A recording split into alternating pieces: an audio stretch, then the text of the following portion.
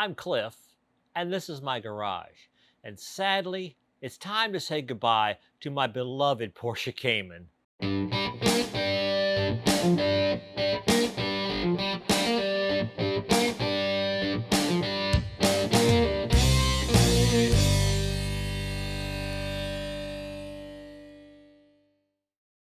Hey, welcome back to the garage. And if this is your first time joining me, thanks for dropping by. So, a year and a half ago, I purchased my 2006 Porsche Cayman S, and I have absolutely loved this car. It is a complete blast to drive. The power, just the overall performance, the thing literally handles like it's on rails. I've never had a car so well balanced that handles curves and straightaways with such complete ease. It is a beautiful piece of machinery, and I dearly love it. However, I must admit, this is not the car that I originally wanted. It's not the car that I was searching for. There was another car that I really, really wanted. I've been searching for it for a long time, and it just couldn't be found. I mean, it's basically it's my unicorn. There's a particular model, submodel that I wanted in a particular range of years, 1 year in particular that I wanted, and a certain color or a certain set of colors. And there was a bunch of options that I really, really wanted on it. And I could not find it. But then while searching for it, I came across this Cayman S. And even though it wasn't exactly what I was looking for, it was still an amazing bargain. I mean, I got a heck of a deal on this. And for a couple of reasons. One, I'm not really sure that the previous owner was all that familiar with the market on Porsche Caymans. And I'm not sure he really knew exactly what he had and didn't know what it was worth. But I think also, and this is more likely, there were several problems with this car. There are several things that were not right, but they were really relatively minor issues. And I think he thought that they were major issues. So I got this car, depending on how you value it, somewhere between $8,000 to $10,000 less than it was actually worth. Since I couldn't find my unicorn, I thought, well, hey, this is a pretty good bargain. I'm going to go with this. I bought it, and I have been astoundingly happy with it. I'm going to have to sell it now in order to finance, well, to help pay for the new car, my dream car. So if you're looking for an amazing car, I got something for you. Like I was saying, I've been looking for this other car for quite a while. I want to say 3 years ago or so, I first started looking for it, and I wanted a very particular car. I wanted one in a particular range of years. Specifically, I wanted the final year in the model run of that one because I figured that was the most refined and well developed one. I wanted a well optioned car. In particular, I wanted a dual clutch sequential gearbox. And I've always been really big on manual transmissions in my sports cars because a manual will outperform an automatic. And there's just something about driving a manual that's special. But I began to see that these new they're automatics, but they're double clutch sequential gearboxes. They do have the ability to run in automatic mode and do it very well, but they can also run in manual mode. So it's kind of the best of both worlds. And in terms of performance, a sequential gearbox actually outperforms a manual because you can shift so much faster in a sequential gearbox. Another thing that I was really kind of picky about was the color. And just because I didn't want an ordinary color or a common color, this this other car I've been looking for, they tend to, like 90% of them, be in black, white, silver, yellow, or this kind of a medium to light red that I really don't like at all. And so finding a car with the options I want, the color I want, the year I want, it was proving to be impossible. But then about 2 months ago, I saw a car for sale. I would even after I bought the Cayman, I would keep checking on probably a weekly basis, looking on Auto Tempest, still seeing if my unicorn was going to show up one day. And I saw that there it was. It seemed to be perfect. It was a great color. Um, it was optioned wonderfully. And I pulled up the listing and I'm looking down and I think, oh, it's a manual transmission. Oh well. And I went on, thought, okay, my unicorn is still unfound. But then last month I was looking again on Auto Tempest and I saw that car again. Oh, it still hasn't been taken. So I just taking another look at it. I'm flipping through the photos, which I hadn't done before, and up came a photo of the steering wheel. And I looked at it and I went, oh my God, those are paddle shifters. It wasn't a manual, it was a dual clutch sequential gearbox. They had mislabeled it in the listing. Holy cow, it was my unicorn. Beautifully optioned, everything pretty much that I could ever want on a car. And it just seemed perfect. They were asking $48,000 for a car, which basically any price on the internet like that, that's an opening negotiating position as far as I'm concerned. So I reached out to the dealership and I said, hey, I'm interested in this car. Can you tell me a bit about it? And so they came back, they gave me some basic information about it, nothing that wasn't already in the listing, really. And they also said, by the way, we will drop the price. We will take $47,000. Okay, that's great. I think it's still a little too high, but this is the car of my dreams. So I actually considered accepting that price. But after mulling it over, I thought, well, what does it hurt to try and pull them down a little more? I knew they'd had it for at least a month. And I asked them, well, let me see the Carfax on it. And they sent me that. And sure enough, looking at the vehicle history, they had actually gotten the car in late July. So they had actually had the car on their lot for over 2 months. And it was a Mercedes Benz dealership, but this was not a Mercedes Benz. So it was probably kind of an oddball on their lot. Regardless, I began to get the feeling that they were having trouble moving it. One of the fundamental rules of negotiating the price on a car is you have to be willing to walk away, or at least you have to appear to be willing to walk away. And I was honestly not willing to walk away. I'd spent 3 years looking for this car, and I would have paid the 47,000 if they had stuck to that price. Heck, I'd have paid the 48,000 if they had stuck to the price.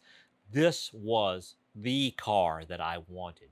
But since they had already moved $1,000 down, and I knew they'd had the car on the lot for over 2 months, I sensed that, I could, you know, whittle them down at least a little bit more. So I waited a couple of days and then I came back and said, I've been looking at a lot of other cars. I keep coming back to this one. I really like this one, but the price is just a kind of high compared to the others I'm looking at. How about 42,000? They wrote back almost immediately and said, no, no, no, we can't do 42,000. We can sell it at auction for more than that. I kind of have my doubts about that, but I suppose it could be true. So I'm not going to sit here and say that they were wrong or anything.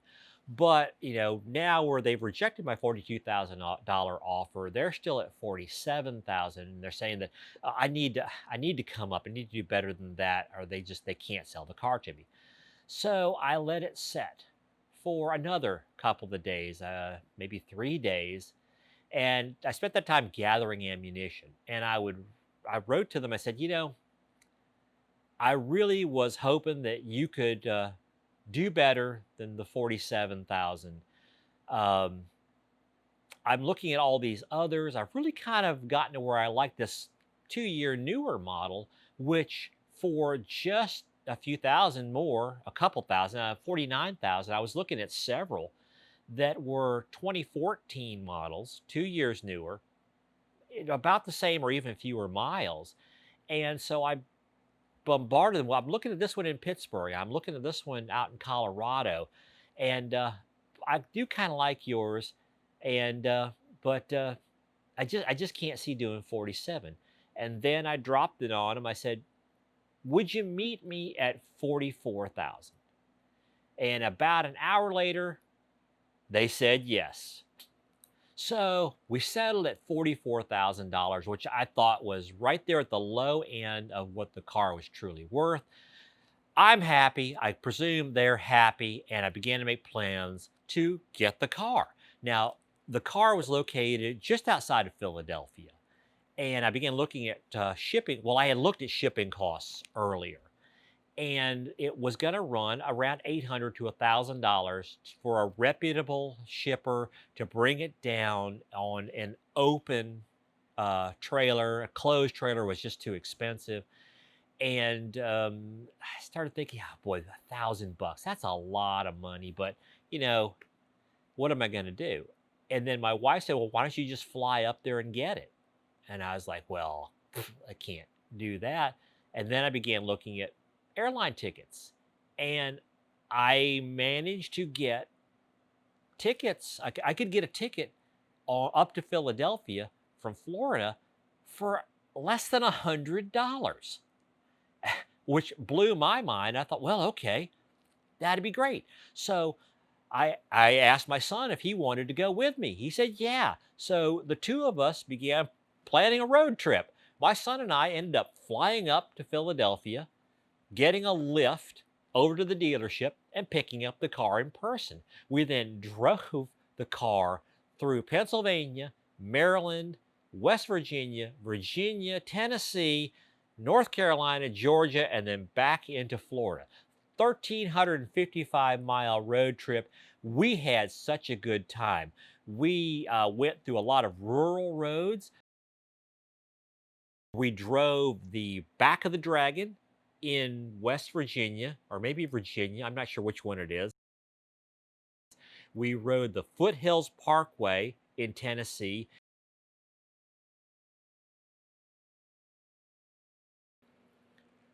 We also took a drive through part of the absolutely beautiful Smoky Mountain National Park. And most spectacularly, or the most fun, we drove the tail of the Dragon in eastern Tennessee. What a blast.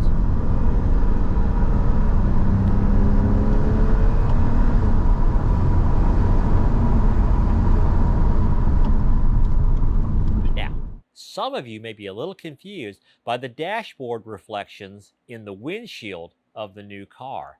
You're thinking, wait a minute, that looks awful familiar. And that's because my new car, my dream car, my unicorn is another Porsche Cayman. That's right. My unicorn, my dream car, the car I have been looking for years is this absolutely beautiful 2012 Porsche Cayman S. It is exactly what I was looking for. Only 30, at the time I bought it, only 30, a little under 34,000 miles. It is this gorgeous aqua blue metallic, an unusual color, not rare, but definitely not one of the usual colors. It has all the options just about I could possibly ever want. It has the Sport and Sport Plus modes. It has the Sports Chrono. It has the Sport bucket seats. It has the absolutely amazing PDK transmission. That is the Porsche double clutch transmission, Porsche Doppelglucken or something like that. I'll look that up and put it on the screen. It's German for Porsche double clutch. It has the self-leveling bi-xenon headlights. It is just utterly amazing. And I thought it was my dream car. I thought it was exactly what I wanted. And after that 1,355-mile road trip with my son, I love this car even more than I thought I would. It is truly, utterly amazing. Now, that's not to say that it's perfect, because there are some things that I do want to change on the car. It came with a fairly high-end audio system in it. It has a Kenwood head unit, and I don't know what kind of an amp. It has this massive amp system in the front trunk that has replaced where the toolkit normally goes. And it has this big, probably 10-inch subwoofer in the back of the car. Not positive I'm going to be keeping that subwoofer because it does eat up a good chunk of what little trunk space the Cayman's got back there. The Kenwood head unit, though, it absolutely, it's terrible. It is so clunky and clumsy to use. I hate the interface on it. It has the Bluetooth just keeps cutting in and out in terms of connecting with the phone. It's just terrible. So that's a goner. I also want to replace the exhaust. In fact, the new exhaust is sitting right over there. That's project number one to replace on here. I've got a new set of headlights sitting. No, no, not headlights. The headlights are great. I have a new set of tail lights that I think are going to look fantastic sitting over there. I'm not sure about those. That's going to be an interesting episode because I want to try vinyl wrapping first the stock taillights. The taillights on the Gen 1 Cayman, the 987.1 from the 2006 to 2008, they are just, my opinion, they are butt ugly. I mean, they don't look good at all. The Dot 2 generation, the 2009 to 2012, those I was ready. I didn't think they looked all that good, but when I actually saw them in person, I was thinking, they're not bad. They're just a little like that intense red, like the Dot 1 versions were. I'm going to try wrapping them in a smoke film, see if toning them down helps and makes them look good. I've also got these other third-party taillights that I think might look really fantastic in there. So we're going to be doing an episode where we're going to try wrapping each one of the taillights because getting the new taillights to replace this, I'm a little disappointed in the look of them in person so far, just holding them. But I'm thinking that maybe a nice smoke wrap on them and maybe a hex pattern smoke wrap may make them look absolutely fantastic. So that's a whole other episode that's in the future. Like I said, I've got the replacement exhaust over here. I've got a set of Soul race headers coming in probably about 8 weeks, as well as a Soul cross pipe or X pipe that's going to go on the back and replace the standard tips. And I've got several other projects planned that it's going to be pretty exciting where I go with the new car. Now, that doesn't mean that I'm done with the 2006, even though I do need to sell it, because that was part of the agreement I made with my wife in buying another Cayman, was that I'd sell the old one. I have some stuff that I've actually already purchased all the parts for that I want to do on the Cayman before I sell it. I'm going to replace the head unit in that one with a very nice Sony unit. That one, it's kind of, it's a little flaky. I don't particularly like it. It needs to be redone. I also want to do some experiments with some high intensity LED bulbs. It has the Dot 1, the 2006, has the standard headlights, the halogen headlights, which are not all that great. So I'm going to try swapping in and see how effective some bright new LED bulbs are. And let's see, I also want to replace the front driving lights with LED spars. I think that's a super good looking mod to do to it. I've had them sitting over there for a really long time. I'm finally going to get around to installing them. And let's see, and then on the Dot 1, I'm also going to be doing a full-blown paint correction with compounding and polishing and finishing it off with either a ceramic coating or one of the new graphene coatings to get it ready to sell. I'm also considering, my original plan was to swap my wheels and tires from the 2006 to 2012. But after seeing the 2012, these Cayman, they're called Boxster 2 wheels. I think that's right. I really like the look of these wheels, and I'm really torn whether to keep them or swap them to the old car. So part of what I want to do is I'm going to test swap them over, see how they look, and make a decision on that. So lots of exciting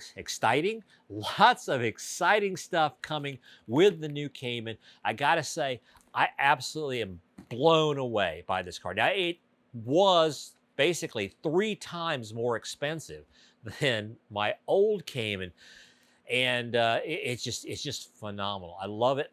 The 2012 has the new direct fuel injection engine that produces about 25 more horsepower, which I did not think was all that much, but it really makes a huge difference, especially when you put the car into Sport Plus mode and it changes the shift mapping on the PDK transmission. The performance is utterly mind blowing. I am just incredibly pleased with my new toy. Okay, everyone, that's all I've got for today. I just wanted to share my excitement with you about finally finding my unicorn. Now, if you want to keep up with everything that I'm going to be doing with either the new Cayman or the old one, go down there and subscribe to the channel by clicking on that big red subscribe button you can find down below the video. YouTube has recently changed their algorithm, and I don't know exactly what's going on, but a lot of channels are reporting drastically reduced traffic.